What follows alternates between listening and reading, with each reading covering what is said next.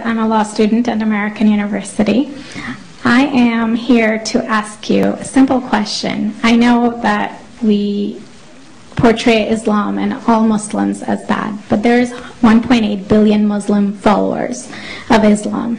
We have 8 million plus Muslim Americans in this country, and I don't see them represented here.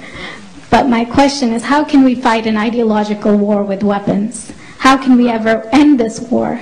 The jihadist ideology that you talk about, it's an ideology.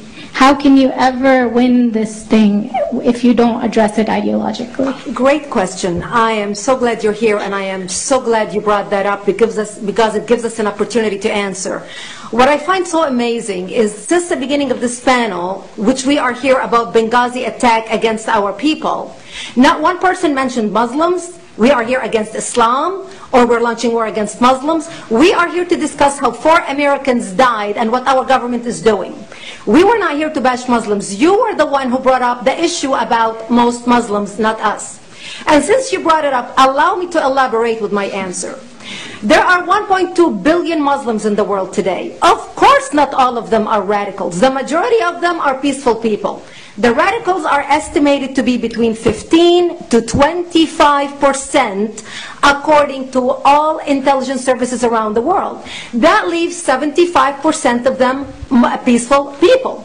But when you look at 15 to 25% of the world Muslim population, you're looking at 180 million to 300 million people dedicated to the destruction of Western civilization.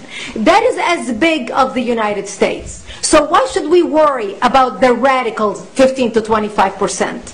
Because it is the radicals that kill. Because it is the radicals that behead and massacre. When you look throughout history, when you look at all the lessons of history, most Germans were peaceful. Yet the Nazis drove the agenda. And as a result, 60 million people died. Almost 14 million in concentration camps. 6 million were Jews. The peaceful majority were irrelevant. When you look at Russia, most Russians were peaceful as well.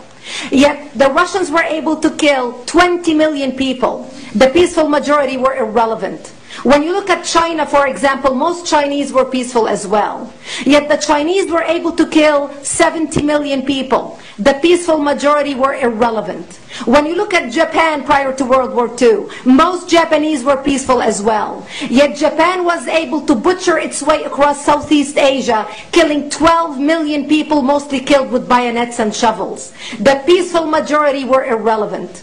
On September 11th in the United States, we had 2.3 million Arab Muslims living in the United States.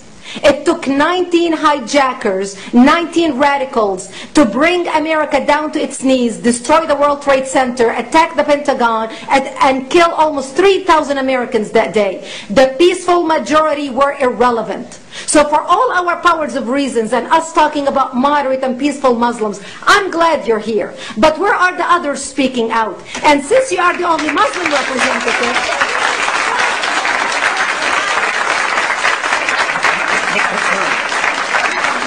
save the applause for the end.